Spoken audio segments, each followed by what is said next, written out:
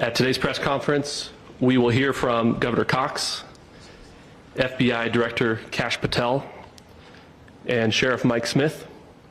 We also have with us Utah DPS Commissioner Bo Mason, Lieutenant Governor Deidre Henderson, FBI Special Agent in Charge Robert Bowles, and local and federal law enforcement partners. Following the remarks today, Governor Cox, Director Patel, and Commissioner Mason will take questions. Thank you.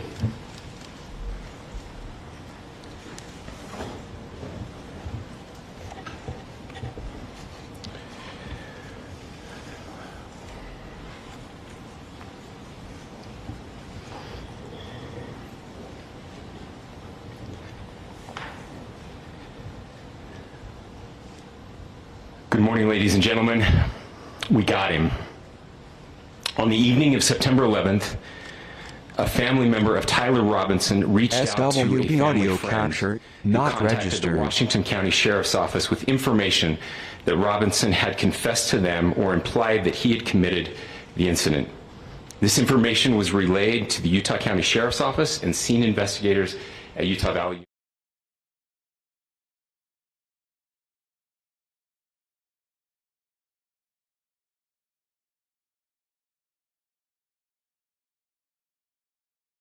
Campus in a gray Dodge Challenger at approximately 8:29 a.m.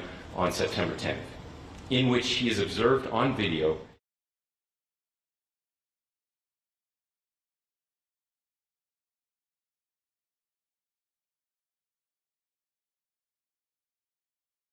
in the early morning hours. Robinson was observed in consistent clothing with those surveillance images. Investigators interviewed a family member of Robinson who stated that Robinson had become more political in recent years. The family member referenced a recent incident in which Robinson came to dinner prior to September 10th, and in the conversation with another family member, Robinson mentioned Charlie Kirk was coming to UVU. They talked about why they didn't like him and the viewpoints that he had. The family member also stated Kirk was full of hate and spreading hate. The family member also confirmed Robinson had a gray Dodge Challenger. Investigators identified an individual as the roommate of Robinson. Investigators interviewed that roommate, who stated that his roommate, referring to Robinson, made a joke on Discord. Investigators asked if he would show them the messages on Discord. He opened it and showed several messages to investigators and allowed investigators to take photos of the screen as each message was shown by Robinson's roommate. These photos consisted of various messages, including content of messages between the phone contact named Tyler with an emoji icon and Robinson's roommate's device. The content of these messages included messages affiliated with the contact Tyler, stating a need to retrieve a rifle from a drop point, leaving the rifle in a bush, messages related to visually watching the area where a rifle was left, and a message referring to having left the rifle wrapped in a towel. The messages also refer to engraving bullets and a mention of a scope and the rifle being unique. Messages from the contact Tyler also mentioned that he had changed outfits. I know there's been speculation as well as to the writing on those casings, those bullet casings, and I believe we have that as well. And I'll share that with you now. So the area north of Campus Drive Road where the suspect crossed over, you saw some of that in the video that we released last night, consists of a grassy area with trees on the edge of the UVU campus. Investigators discovered a bolt-action rifle wrapped in a dark-colored towel. The rifle was determined to be a Mauser Model 98 30-06 caliber bolt-action rifle. The rifle had a scope mounted on top of it. Investigators noted inscriptions that had been engraved on casings found with the rifle. Inscriptions on a fired casing read, "Notices, bulges, capital O-W-O, what's this, question mark."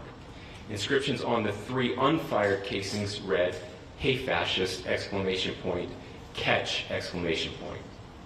Up arrow symbol, right arrow, and symbol and 3 down arrow symbols. A second unfired casing read, "Oh Bella Ciao, Bella Ciao, Bella Ciao, Ciao Ciao," and a third unfired casing read, "If you read this, you are gay, LMAO." We are indebted to law enforcement across the state who has worked seamlessly together, local law enforcement, state law enforcement, and our federal partners with the Federal Bureau of Investigation. We're grateful for everyone who worked together in such a short amount of time to find this person and to bring justice. I want to thank the public who has been so engaged, reviewing videos, helping us with sending in tips, and helping us get to this point. I want to thank the family members of Tyler Robinson who did the right thing in this case and were able to bring him into to law enforcement as well. I especially want to thank the family of Charlie Kirk, Erica, Charlie's parents, his children. I want us to be thinking of them as we bring justice in this case. They will be involved in that justice. We will be working very closely with them as we move through this process as well. This is a very sad day for our country, a terrible day for the state of Utah, but I'm grateful that at this moment we have an opportunity to bring closure to this very dark chapter in our nation's history. With that, I'll now turn the microphone over to the Director of the FBI, Kash Patel. Thank you, Governor. This is what happens when you let good cops be cops. The FBI and our partners are proud to stand here today together to bring justice to the family of Charlie Kirk and honor his memory. I want to express my deep gratitude to President Trump, the Vice President, and the entire White House who have been so incredibly supportive with both resources and just personally to the FBI as a team. They had our backs the entire way, and I just want to express my gratitude for giving us the resources we need to operate in this space to bring this sort of justice at this sort of speed. In 33 hours, we have made historic progress for Charlie. Governor Cox, our partnership has been absolutely incredible these last few days. Our partnership will endure. Your state and local partners, your sheriffs, your DPS community has been unbelievably impressive in the hardest of times. And a case like this cannot be solved, cannot be brought without partnering with your state and local authorities. The FBI has a certain role to play. We will play that role, and we will lead out for the federal government. Governor Cox, we are so grateful for your state partnership that led out on this investigation. A little bit of the timeline. Charlie was shot at 12:23 p.m. on Wednesday. The first FBI agents arrived on scene in 16 minutes with chiefs of police at 12:39 and secured the scene. The FBI immediately launched fixed-wing assets. We utilized these assets to transport personnel, specialty technicians, hostage rescue teams. We also utilized these assets to go back. Llevas mucho más con Clorox 5 en 1. Llevas el cloro que te da 5 beneficios. Lo único mejor que un Toyota nuevo es uno nuevo en oferta. Visita nuestra web y aprovecha. ATF. At my direction, the FBI released the first set of FBI photos of the suspect at 10 a.m. local time on 9/11. Then, shortly thereafter, the FBI reward of $100,000 was released at 10:45 a.m. local. Myself and Deputy Director Bongino arrived on the scene at approximately 5:30 p.m. on 9/11. The governor led a press conference last night at approximately 8 p.m. where, at my direction, the FBI released a never-before-seen video of the suspect. We also released new images to the public of the suspect. And just last night, the suspect was taken into custody at 10 p.m. local time. In less than 36 hours, 33 to be precise, thanks to the full weight of the federal government and leading out with the partners here in the state of Utah and Governor Cox, the suspect was apprehended in a historic time period. And I want to highlight what Governor Cox said. This would not have been possible without you, the media, and you, the public. That's why we went so public, so fast, and we're so transparent, and we're committed to that transparency. The crime scene, just a little bit there. It is a large crime scene. State and local authorities, along with federal authorities, process that crime scene quickly. And I even had the ability to walk through that crime scene and walk through the steps the suspect took to learn more about what was needed and what resources we needed to bear to create a full picture for the FBI and leadership back in Washington. Furthermore, thankfully to state and local partners, forensic evidence has been seized and continues to be garnered. Forensic evidence has already been evaluated at FBI laboratories in Quantico and state and local authorities here. We will continue to process evidence as we see it, as we collect it, and we will continue to deliver to Governor Cox and his team. Last night we had a total of approximately 7,000 leads. As of this morning, thanks to your great work, we have over 11,000 leads that were called in to the FBI. And we are running out every single lead that we can. Every one of those leads will be run out. The arrest is a testament to the dedication of good law enforcement being great, and partnerships in law enforcement, which I've tried to highlight as my tenure as the director of the FBI. There is no better relationship for law enforcement than the FBI to partner with state and local authorities, and you've seen it here in these last few days. The FBI Salt Lake Field Office, along with our offices in LA, Phoenix, Denver, San Antonio, Las Vegas, Pittsburgh, Buffalo, our headquarters component in Quantico, all participate in the FBI. I want to express my deep gratitude to the employees of the FBI, the men and women, the evidence response team tacticians, the special operators, the agents, the support staff. You have done monumental work in historic time when the public, who had a right to demand such an expeditious solving of an investigation, the FBI answered that call diligently, critically important to our nation, and we delivered. And I'm proud to be their leader, and I'm proud to be the director of the FBI. This is very much an ongoing investigation, as the governor said, and we will continue to work with state and local authorities to develop the investigation, to provide them the evidence they need for their ongoing prosecutions, and we will be here to answer every call they absolutely have, as long as it takes, for as long as we need to find and apprehend whatever suspects were involved in this crime. Lastly, to my friend Charlie Kirk, rest now, brother. We have the watch, and I'll see you in Valhalla.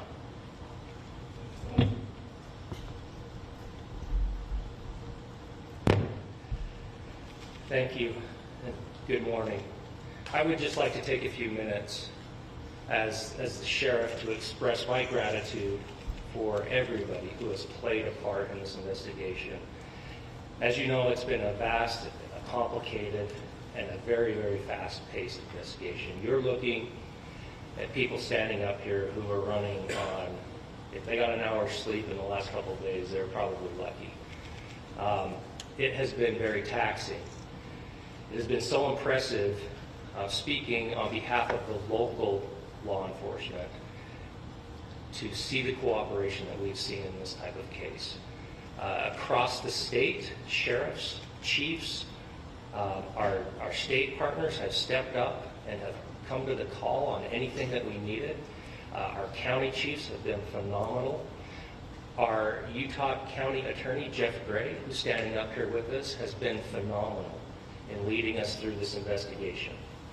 I would like to thank the federal government for their resources, their assets. Our local team here, our FBI team, has been extraordinary in helping us work through this and bring this person to justice. Most of all, I would like to thank the public, and specifically, I would like to thank the public who turned to prayers and who turned to positiveness for us. I would like to thank them on behalf of the law enforcement community, because we needed those prayers. That's what we needed to get through this. We needed your support, and you gave it to us. We needed your patience, and you gave it to us. And I would like to thank you for the Kirk family, because that's what they need, is your support and your prayers, and that will get us through all of this. So thank you everybody for everybody that has stepped up. We've had such a phenomenal response to this. Thank you.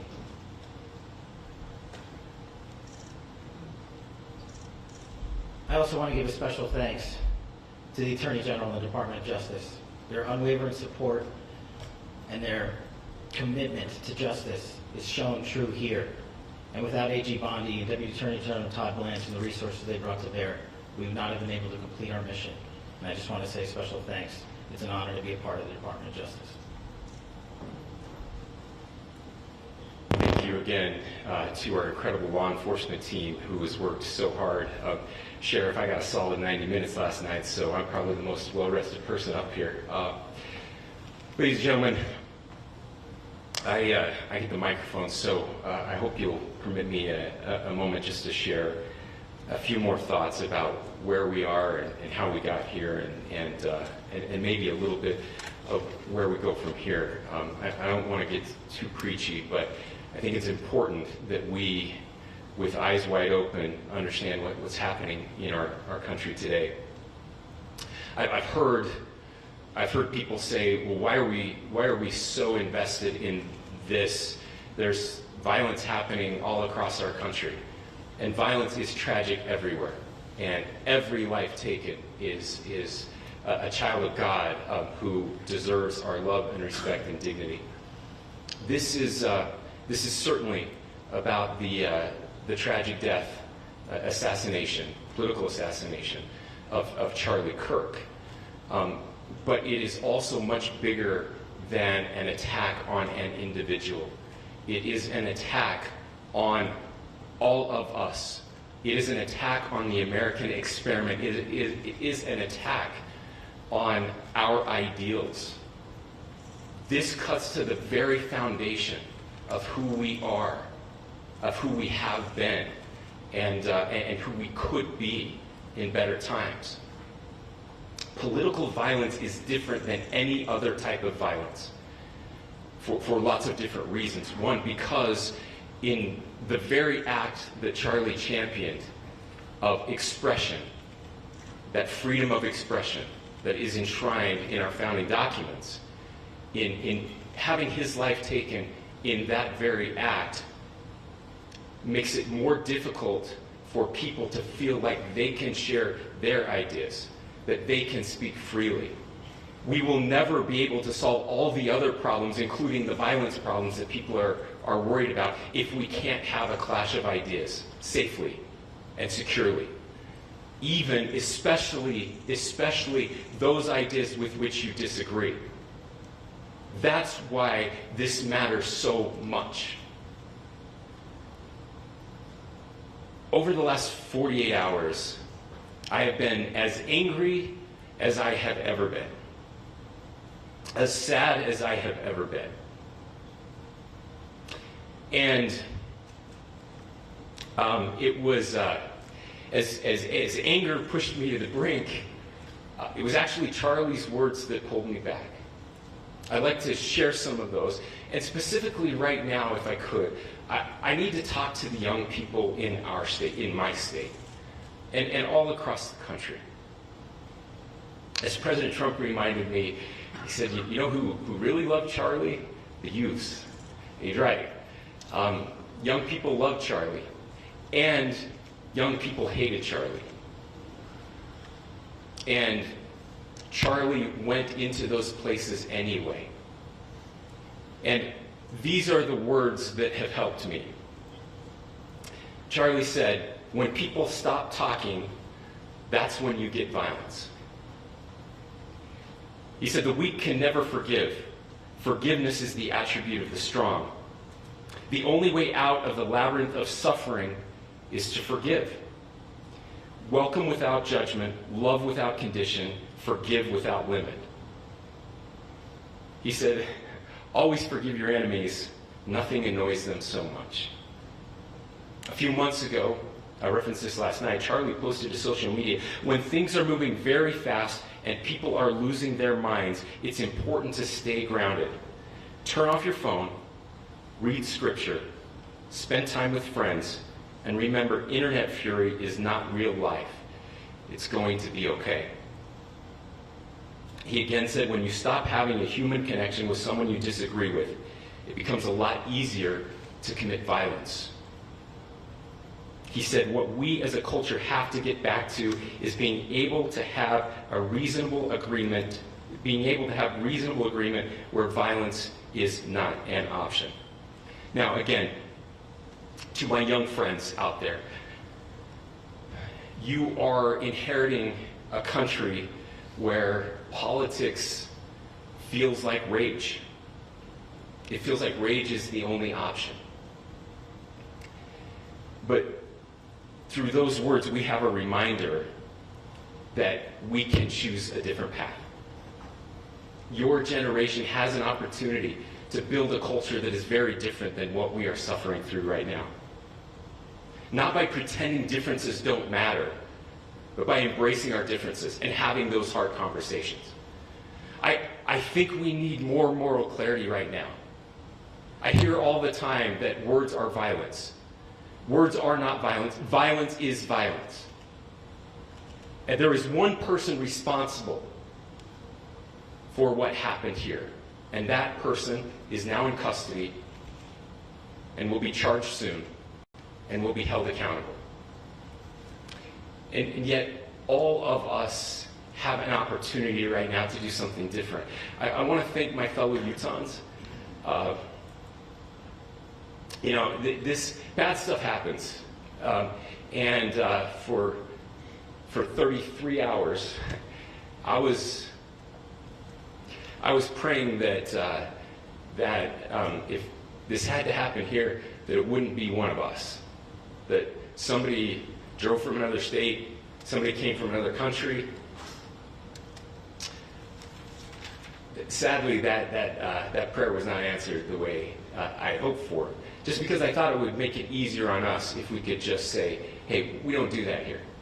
And indeed, Utah is a special place. We lead the nation in charitable giving. We lead the nation in service every year. But it did happen here. And it was one of us. But I want you to look at how Utahns reacted the last 2 nights.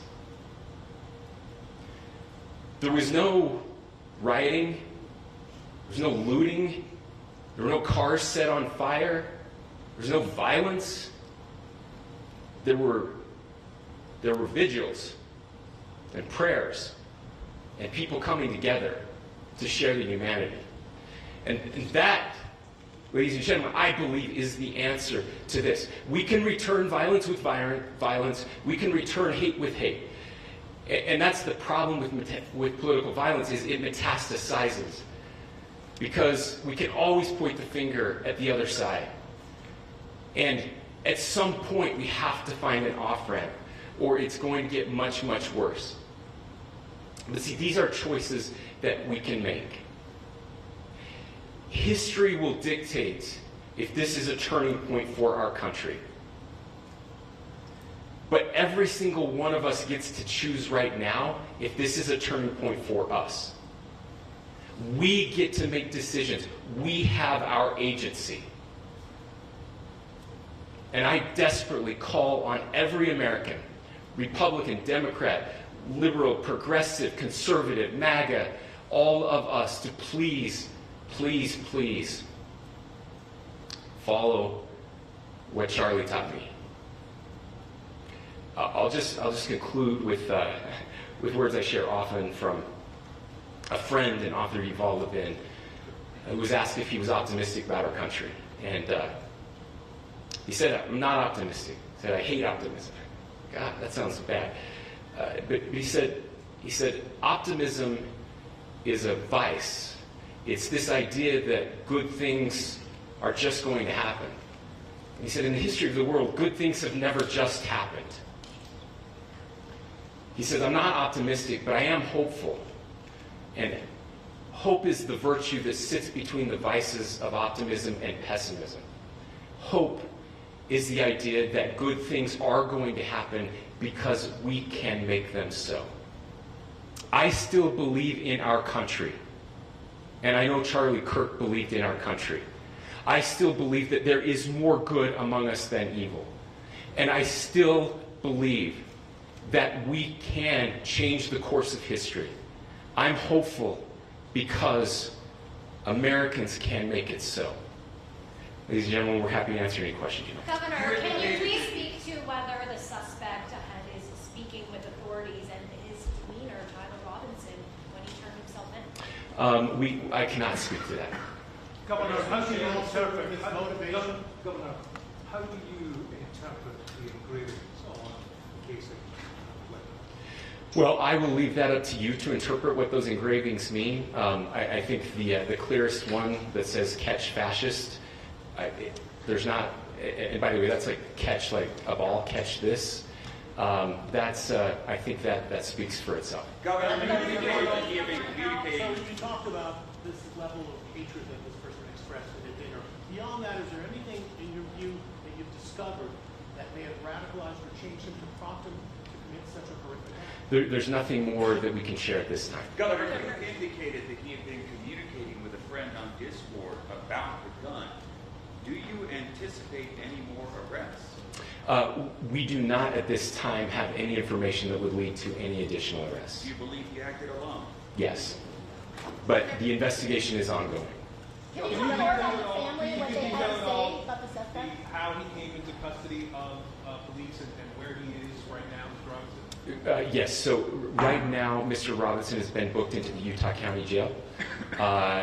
You heard the president this morning report that he was taken into custody, that his family and a friend helped to deliver him into custody of law enforcement in Washington County. Those of you that don't know where Washington County is, it is the southwesternmost part of the state of Utah. It's about a 3.5 to 4 hour drive from here, where we are right now, and that's where he lived and where they turned him. Is he talking More about the family is saying about Tyler Robinson. I can't share any more than what I've already shared. Is he talking Governor, with do you have authorities? details on how he got back to Washington County and how the gun was obtained? So how we obtained the gun? The gun was found. How the was found shooter here. obtained the gun and how the shooter then was able to get back to Washington. So I don't have much more details on that. We do know that he drove. We had his car here on campus, and then we had his car going south back to the St. George. It's actually the city of Washington in Washington County. Is he talking with authorities and did he discuss a motive? I'm sorry. Did the suspect plan to carry out any other attacks? We don't have any information that Are you leads. going to be releasing the mugshot? Yes. In fact, it was just released. Is he Yes. talking with authorities and did he discuss a motive?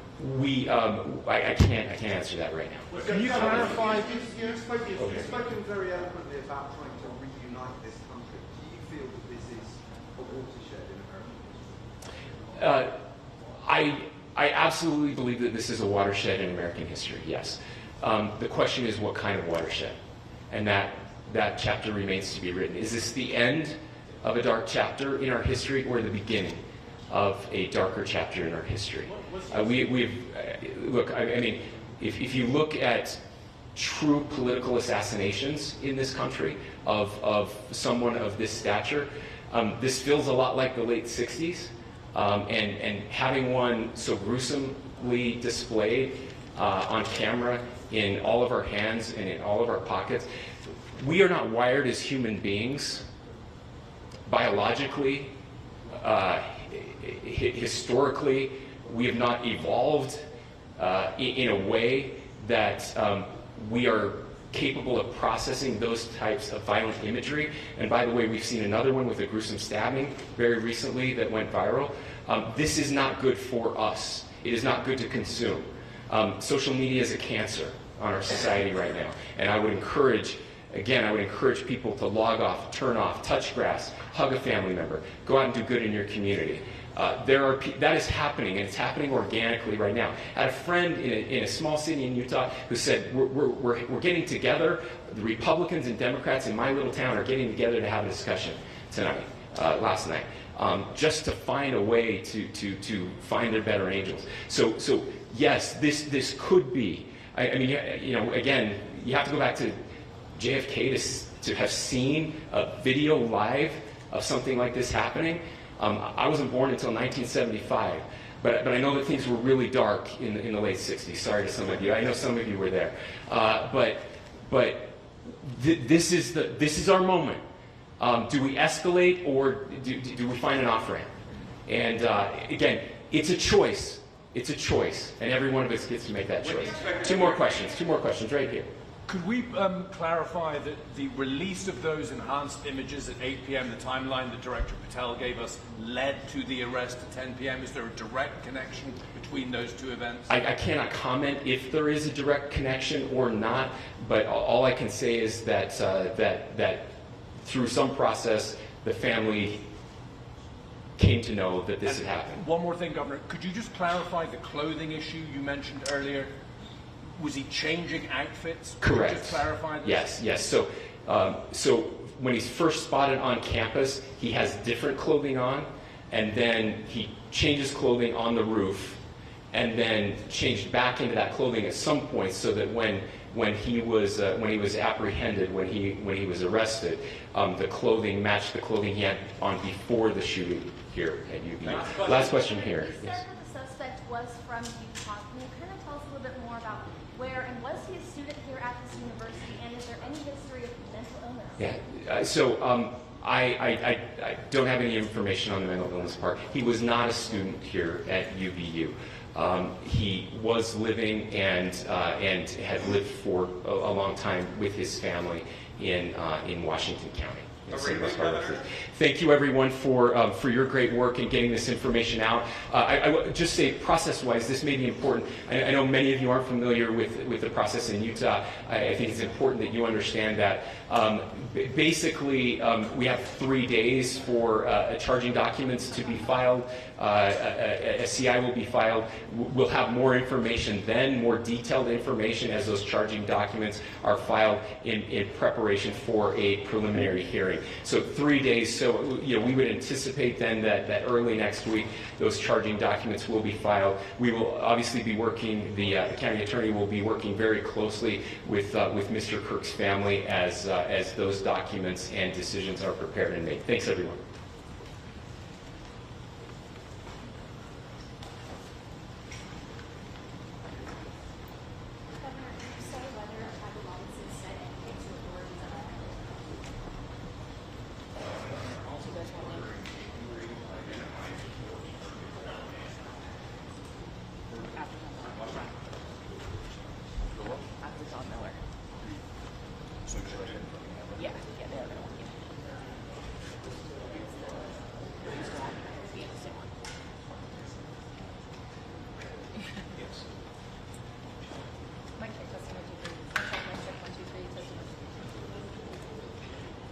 One, two, three, 1, 2, 3, 1, 2, 3, 1, 2, 3.